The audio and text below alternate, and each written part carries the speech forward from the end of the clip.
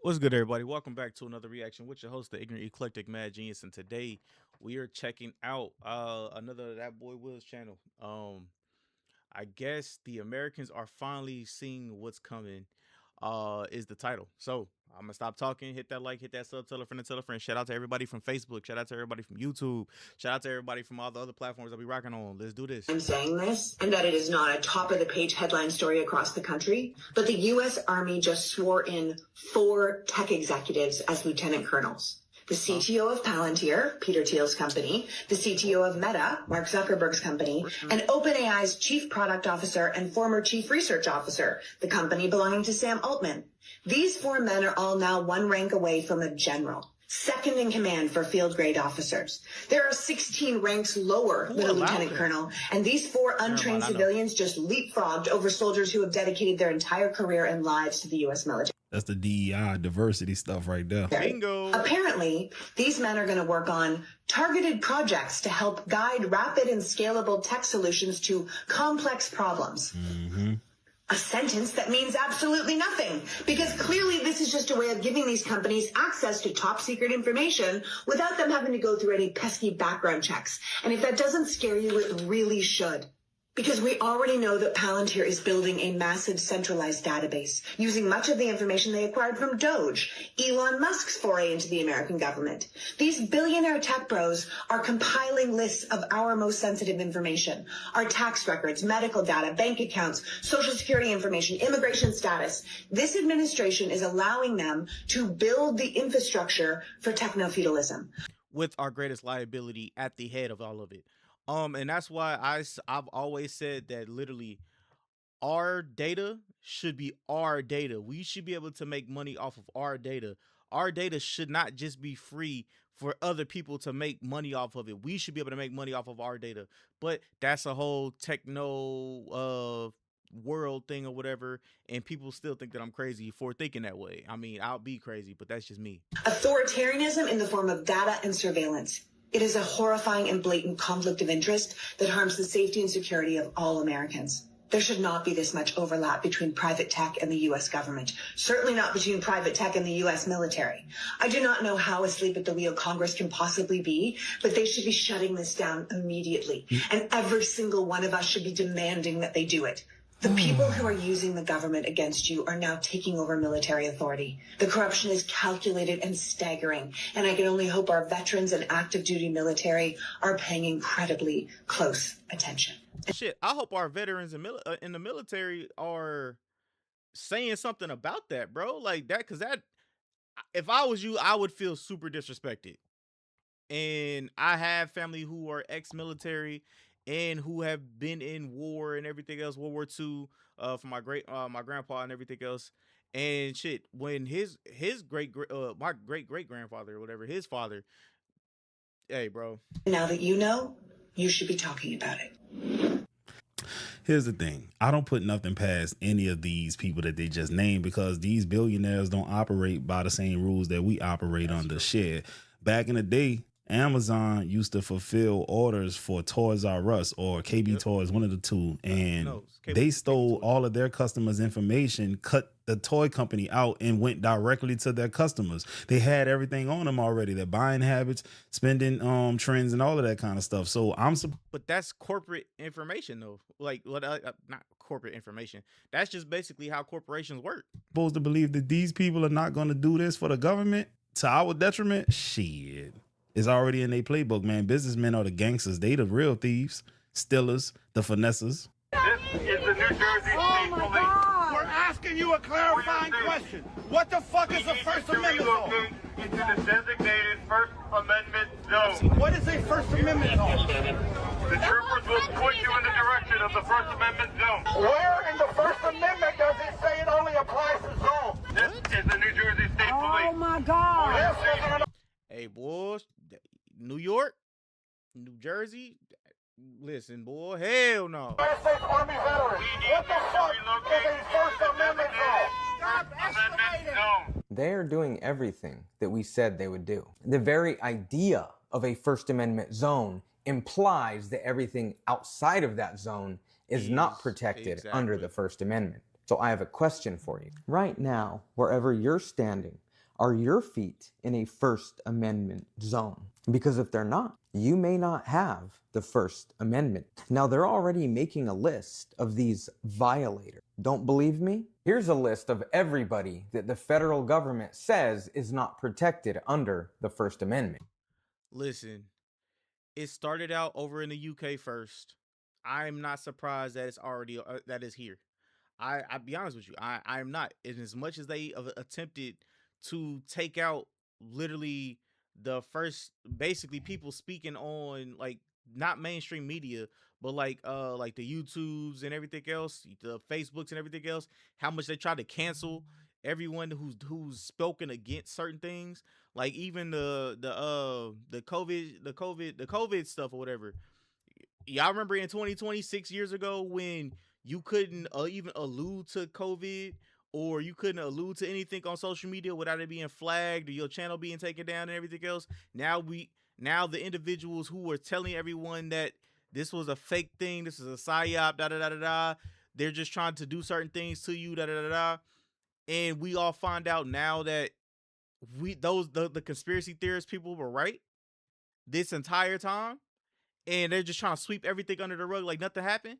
Come on now. Wow. It's a long list. They even have individual influencers on that list. Just regular American citizens. Now, you may be okay with taking rights away from people you don't agree with. But remember, you're not standing in a First Amendment zone. And one day, they'll come after you too. I was under the understanding that the whole country was a First Amendment zone. Honestly, this is crazy. So right now there is towns and counties all across the United States. Specifically right now, the hot spot is Utah and California. If there's any other cities, I would love for you to comment on this video and let other people be aware so they understand I'm not making this up. But towns and counties right now are rezoning areas, for one, so that data centers can be put in place without any restrictions, and two, so. And the reason why I said the last video that I did, literally, the place where you live, you have to be at those meetings. You got to know what the fuck is going on, because you gotta be able to stand up to these people and tell these people, no, y'all not getting paid just to be able to do things to our land that we didn't say it was a green light to.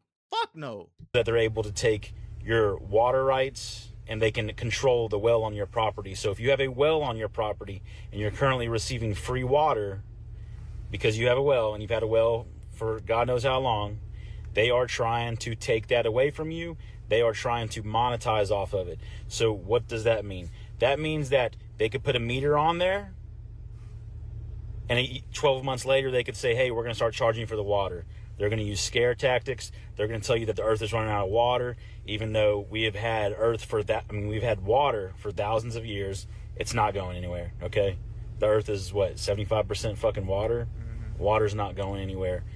Yes, we shouldn't waste water, but at the end of the day, they are simply doing that so that they can have control over it. It's just another way for the billionaires to get more rich. It's just another way for them to have more control over you, more control over your children, and more control over your entire aspect of life. You need water. You were born on this earth. Water is, in my opinion, it should be for everybody. Water, air, are all becoming commodities. They have already passed laws, I think it was earlier this year, that you can basically purchase water rights and stuff like that. Like that was just released on the stock market type thing or whatever. Like you can purchase water rights now, and that never happened before. But with tokenization and everything else, that's the reason why all this is allowed. There shouldn't be a price tag on water. Water should be free, okay? But anyway, call your local county, stay ahead, and don't let them put meters on your wells. I want you guys to look this up. Research Utah, research California.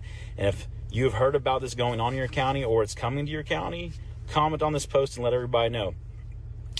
Water rights is a huge thing, and it's not something that we should be stripped of. Dog, imagine trying to catch water that's freely falling from the sky and they want to put a price tag on it.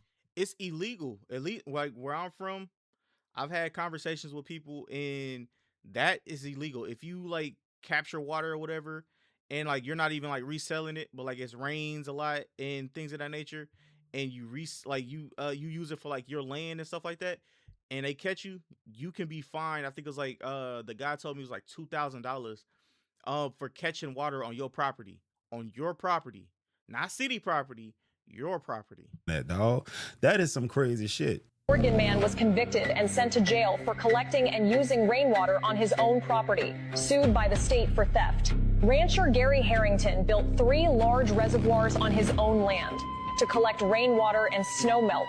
He claimed the water was primarily for fire protection reserves and for providing water to wildlife. But the state called it theft and prosecuted Gary. A municipal code stipulates that all water within city limits, including precipitation, is part of the public water supply. The city requested the court order the removal of his collection system and impose a fine. Despite Harrington's repeated appeals, arguing, the water fell on my land, I'm not selling it. I'm simply using it on my own property. The court ultimately rejected his claims. Harrington was found guilty on multiple charges, including unlawful appropriation of state water resources. He was sentenced to 30 days in jail and fined over $1,500. The incident sparked intense backlash. Residents said it was simply tyranny. If a person cannot own the rain that falls on their own land, what do they actually own? Oregon man.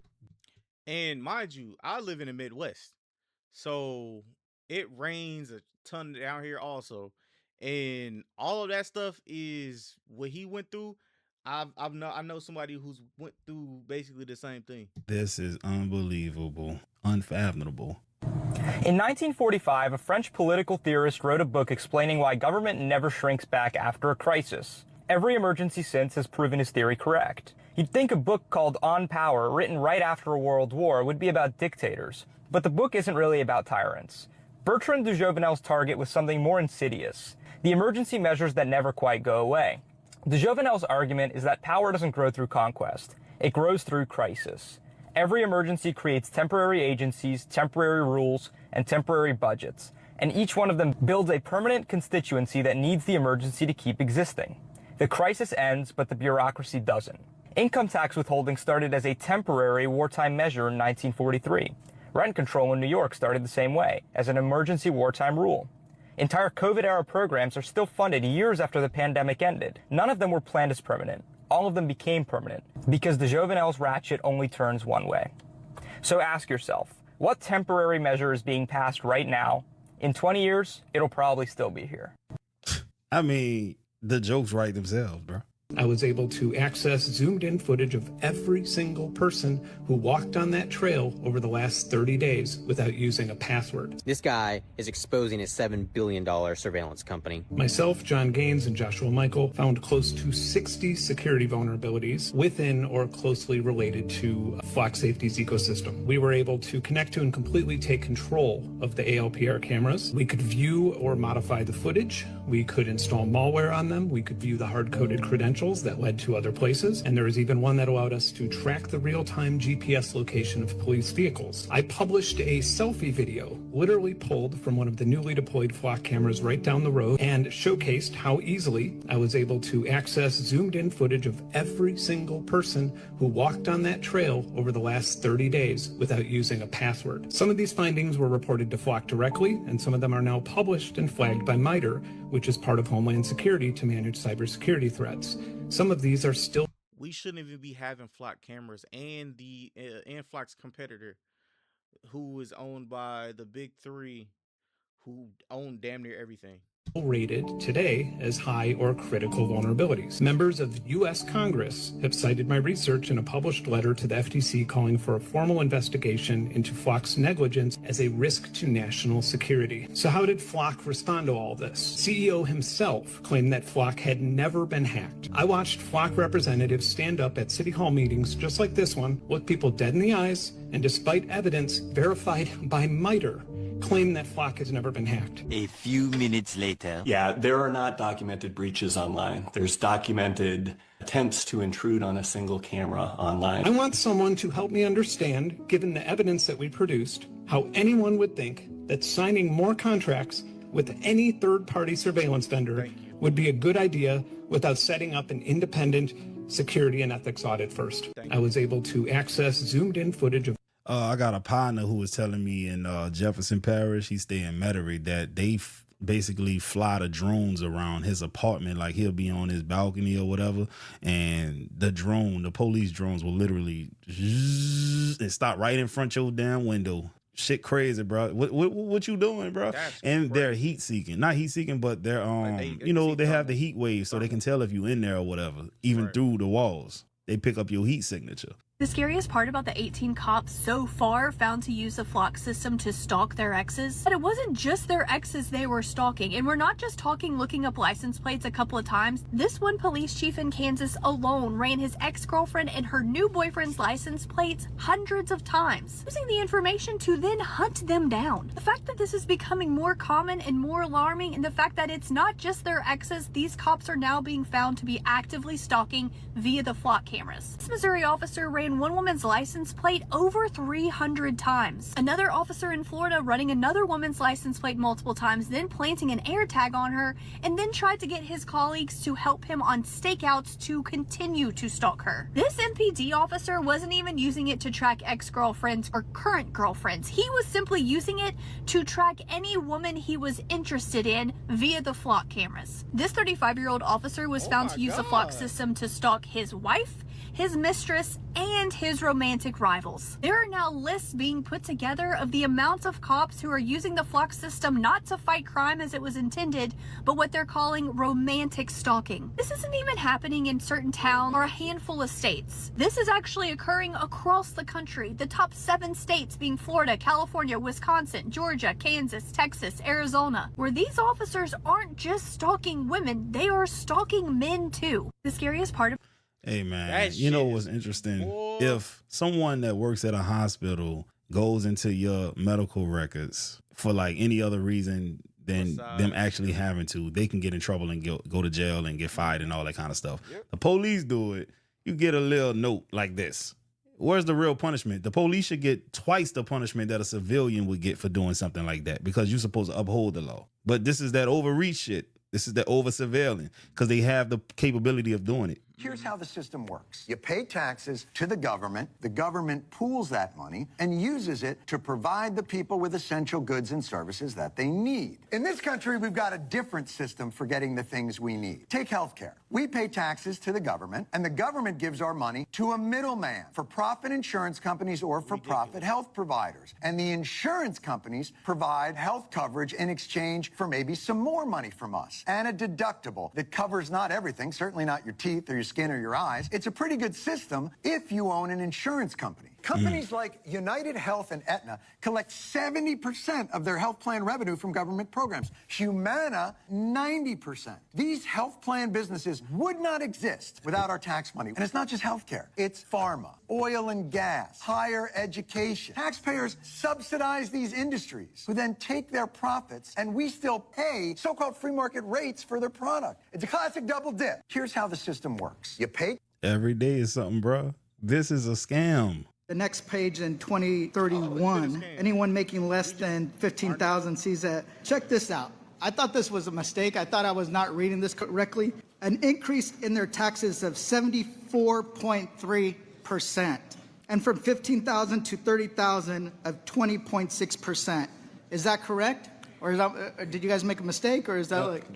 No mistake in the numbers. The people at the lower income brackets are getting screwed over by a Republican majority that doesn't give a damn about them. You know, I'm somebody that was supposed to not go to college. I ended up working at Subway and Target. I had zero health care. And to me, you would tell somebody in my place, you know what? We're helping you out. Just giving you a little bit. But the billionaires are the ones that make the most money and deserve the most help. That's your logic. But you all want to tout a tax plan that increases taxes on people making under $30,000 a year. Crazy. The folks that are struggling, and then cutting their Medicaid on top of that. That's the most insulting thing I've ever heard in my life. The next page. Like I said, bro, America is getting weird about a day, dog. There's going to be a food shortage. Not maybe. It's already in motion. And here's what you need to know if you live in the city. Last week, the president declared a food supply shortage and lifted the tariffs on fertilizers to soften the blow. And here's why. Since late last February, the Strait of Hormuz has been nearly closed. And about a third of the world's fertilizer moves through that one waterway. When the president starts dropping tariffs, you know there's a real problem. So why does fertilizer matter to you? Fertilizer helps crops grow. Less fertilizer, less crops, and smaller harvests. Smaller harvests mean less food. And when there's less food to go around, the prices go up, and that's a shortage. It doesn't start with empty shelves. It starts with climbing prices. Now here's the part people miss. Grocery stores are not warehouses. They hold about 3 days worth of food, and they depend on constant deliveries. The shelves look full because deliveries never stop. Disrupt the deliveries, and those shelves empty fast. So what gets expensive first? Not everything at once. Imported and out-of-season produce goes up first because it rides on global shipping. Then eggs and chicken because feed costs hit them fast. And dairy and meat as the feed keeps getting pricier. Grains and bread come out last. That's next year's harvest, and the UN says it's going to be even smaller. How do you get ahead of it? Decide as a family how much of a buffer you feel comfortable with. I feel comfortable with 3 months. You might be comfortable with 2 weeks. Either way, that's your call. Then build up from there. Buy what you already eat and just buy in depth. If you like peanut butter, buy 5 cans of peanut butter. And then look to shelf-stable items. Pasta, beans, rice, oats. Every week buy a little bit extra and you'll start building out a stockpile over time. Start small, stay consistent, and you'll never be that person panic buying when shit hits the fan. We knew this was coming. Follow for more practical tips. I mean, it's practical if you got the extra income to be doing that. People are already stretching themselves thin. So look, y'all, I'm in Costco and I see this emergency food supply thing here, right, for $64. And, you know, I've seen this online, but it just reminds me of right now what we're going through as far as, you know, people not being able to get their food card. I know it's cut on partially right now, but we don't know what's coming next, y'all. And the fact that Costco was selling this emergency food supply just gives me an idea that I better get it. You know, I always buy stuff. I try to anyway to buy stuff and be prepared for emergencies and stuff like that. I'm telling you, this right here is just a sign to me, like if Costco is already selling emergency food supply and we see how the government ain't got no problem of cutting people off food, we don't know what this country is going to hold for next. We don't know what the world next. So if I can give y'all any suggestions, start being prepared for what's happening, because we don't know what's coming next as far as with food, with money, with anything. I mean, we think here in America that we got it made, but places like Gaza, other places around the world who are suffering really bad, you know, they know what it's really like. But, you know, at some point it's going to come here too. So if you got a chance, start stocking up on stuff and preparing for what's coming next, I suggest that y'all do it. I do it all the time. So we're going to go into something right now, All Things Bugs. That is a company sponsored by Bill Gates, funded by Bill Gates and the Department of Defense and the Defense Advanced Research Project Agency that is coming out with insect-based foods. Huh? I'm going to say it again. Insect-based foods. Cricket protein powder, worm-based ravioli. Man, stop playing. I'm so serious, brother. I need y'all to put up on the screen if you can. All Things Bugs. I'm just letting y'all know how far this is going, which is why we have to separate from the system. And when you say separate, it's in stages, it's in degrees, it's in levels. Don't eat what they feed you. Feed yourself, right? For example, okay, so we have to grow our own food. All right, that's one. And a lot of our people are doing that. The reason why they're able to fund these kind of corporations like this that produce insect-based food is because there are enough mouths that keep coming to them. It's invested in. Just like the next thing I'm going to mention now is they're coming out. Remember, we talked about the shots, and everything your brother said turned out to be true.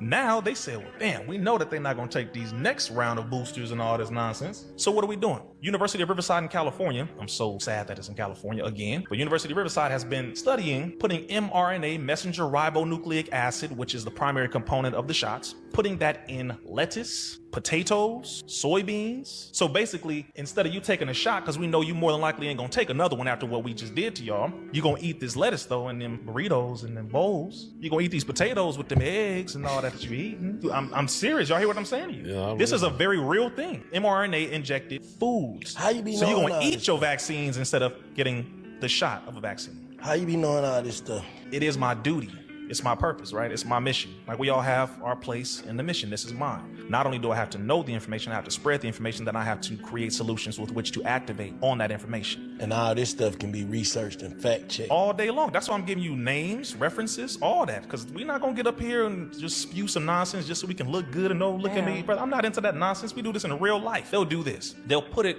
in written text for the most part. So right now you have it in scientific studies. If you Google all things bugs, please do it right now, live and in studio right now. Google it. I want y'all to see it for yourself because it is unbelievable. They're saying that insects are the #1 untapped resource for food on the planet. Man, I just seen a video the other day. It looked like it was in Asia somewhere. They was frying grasshoppers up. I swear to God. But yeah, but that's their culture though. Like they've done that for forever in the light century. But that's your boy Bill Gates, bro. That's your boy BG. Except they're high in minerals. That's how they talking. It's like a movie. Like a play. Bugs, Bill Gates. Wow. Yeah, that's what we want right there. So they're funded by the Bill and Melinda Gates Foundation. That's one of them. They're also funded by the Department of Defense. They're also funded by the Defense Advanced Research Project Agency, DARPA, which is the area of the United States government that has robotic snakes, robotic dogs, robotic cheetahs. You have robotic animals. Didn't in the beginning of the video we heard about one of them people who work for Bill Gates being involved with the government now, like one rank below being a general? Bro, they got their hands in everything, dog. America's destined for a famine. Brooke Rollins came on yesterday giving Americans a stark warning about the U.S. beef production industry. Let's break down the numbers. You look at this chart. You see U.S. cattle inventory has dropped to the lowest level since 1950, while U.S. beef production has increased to the highest level since 1950. What's to make of that? Put simply, we've been injecting hormones into our cattle over the last 70 years to increase the average size by over 30%. You look at the farmers, ranchers. We've lost over 17% of our ranchers in the last decade. Over 100,000 mysteriously disappeared. On top of that, we've been seeing bioweapons like ticks infiltrating our farmlands, our stock. Guys, the answer is simple. Yes, you will see a famine in the U.S. in the next 16 to 24 months. The USDA is now paying farmers millions of dollars to rip up 3,000 acres of peach orchards. This plan will cost these farmers $550 million in revenue and create an artificial shortage of canned peaches. Why? Well, all because a single company went bankrupt. Right now, 500,000 peach trees are being ripped out of the ground and then set on fire. And it's largely because of one company. Del Monte, known for its canned fruits and vegetables, has filed for bankruptcy. The nearly 140-year-old. Boy, everybody and their mama had a can of whatever they sell in their house before. They going bankrupt? Company recently initiated bankruptcy proceedings, leaving cultivators with a whole lot of fruit they can't sell. On July 1st, 2025, Del Monte declared bankruptcy. But they still told their farmers that their contracts were safe. They told them they were going to be able to sell the company and everything would be okay. But that turned out not to be the case. Now, workers tell us that they're still in a state of shock after finding out this news. I never thought the name Del Monte would go away, ever. We thought that was kind of guaranteed. It's a household The cost from losing all of these contracts with growers is going to total over $500 million. And now the USDA is giving farmers $9 million to rip up their peach orchards and convert to a different crop. I'm bringing you this story not just because it's shocking, but because I believe that it might represent a major shift in where our food is grown.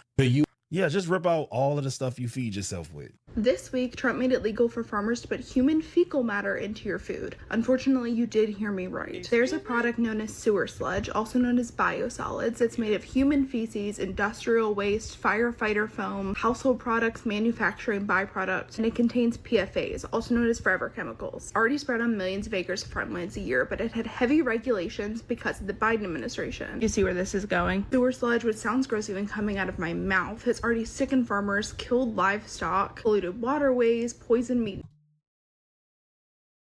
She's fine.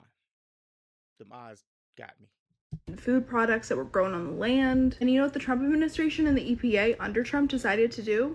It got rid of all regulations for sewer sludge. It said, you know what? use it as much as you want. Use it freely. Under the Biden administration, sewer sludge was only allowed to be used in home gardens for flowers, not for food products. The Trump admin said, nah, you can use it for that too. The food that you're now going to be buying in the grocery store could literally be grown in human fecal matter and PFA forever chemicals. Isn't that lovely? Because there's no regulations at all, they don't even have to tell you. There's not even any way for us to know who's growing that and what farms are or are not using sewer sludge to grow our food. And I fear no one's even talking about this. Make America healthy again, right? This shit sad, bro. So the federal government wants to put you in prison for 5 years for trying to protect your digital privacy. I cannot make this stuff up. Take a look at this video. American citizen wiped his phone clean at the border when immigration tried to search it. And now the federal government is charging that American with a felony that could put him in jail for up to 5 years. Now here's the backstory behind this entire thing. The American was coming back from the DR and he was going through Customs and Borders Protection. They requested his phone. He was not being suspicious of anything, but they wanted to search his phone anyway, even though he is a U.S. citizen and they had no warrant for his phone. So he handed over his phone and he gave them the code to unlock it, but he had a security measure in there. If somebody else tried to unlock it, their face wasn't matching his face, even if they had the security code, he would wipe all of his metadata off of his phone automatically. He doesn't have to do anything. So basically, it is a second code. I don't know if I should be saying that, but it is a second code that he had, and it was like an emergency code. Once they put that emergency code in, the phone already knew it wasn't him, and it wiped everything off the phone. It was that simple. That's exactly what happened, and now the federal government has arrested him, charged him, and are trying to put him in prison for 5 years for interfering with a search and seizure at the border. Now here's... And also it's because that individual was a part of a group or organization that is doing positive things, but certain individuals don't like that this group is doing positive things. I'll just leave it at that. Here's the thing that's most important about this entire story. The obscure law that they are using to try and put this man away, an American, for 5 years, has never been used before. But under the Trump administration, they found this obscure law. And now, if you do not give over your unsecured information on your phone at the border, you could be put in prison for 5 years. That is a fascist dictatorship, and that is exactly where we are headed. Right here at the Daily Rumble, we are fighting to expose this type of nonsense, and we need your help. So, what the hell he had in his phone that he knew he just needed to get off there before they got in there? It could be good, it could be bad. I don't know, but it was good. It was. I can't say it was good. It was things that. Never mind. Ew, I didn't even know you could do no shit like that. That sounds like some 007 shit. We're going to be in a situation where once your checking account reaches a threshold of $10,000 worth of activity, then all of your information is going to start going to the IRS. Let me tell you how this is going to work. We're going to be in a situation where once your checking account reaches a threshold of $10,000 worth of activity, then all of your information is going to start going to the IRS. Why? That should not be happening. What the fuck soever. There's a reason why there's a reason why I stand where I stand, and I used to promote the things that I promoted, and I'm going to continue to promote the things that I promote for myself. To put that in perspective, the average family's checking account activity is about $61,000. So that's virtually everybody. So it's going to go to the IRS. They're going to hire 87,000 new agents. Part of those agents are going to be looking at that information, again, at a cost of $80 billion. At that point, if they see something that they don't like, they're going to start sending you a threatening letter. This is happening now. And this might make you even more angry. So, is this your Social Security number? Yeah, it certainly is. Okay. How do you have my Social Security number? So I have your Social Security number. I see all your fishing licenses and hunting licenses from Alaska, Oregon, Virginia. I mean, I even have your driver's license number in Florida. Oh, that's funny. Looks like you haven't changed your phone number in a long time. 1995. One thing I want to tell you about how I have your Social Security number and why is kind of ridiculous, to be honest with you. Have you heard of the National Public Data Breach? No. Okay, so... can I just say that I keep my assets in gold coins buried in a place that, only my children can identify. So, well, I'm totally safe. You can't drain my bank account. Well, Let me show you something. You might not be able to drain your bank account, but here is your signature from your warranty deed. How do you have that? That is my actual signature. Yeah, I'm aware. Which is not my name, so I don't know how you would have that. Oh, I pulled it from public record. That is crazy. If I use your social, I have your general location. I know you use a PO box to buy everything. I found behind the PO box. The national public data breach was ridiculous, to be honest with you. It was 2.8 billion records about a year and a half ago, roughly. We know there's about 300 million Americans. So if there's 2.8 billion records in this database, there's a good chance that you're in it with your social security number, including anyone associated, et cetera. Maybe you have all your assets in gold, let's say.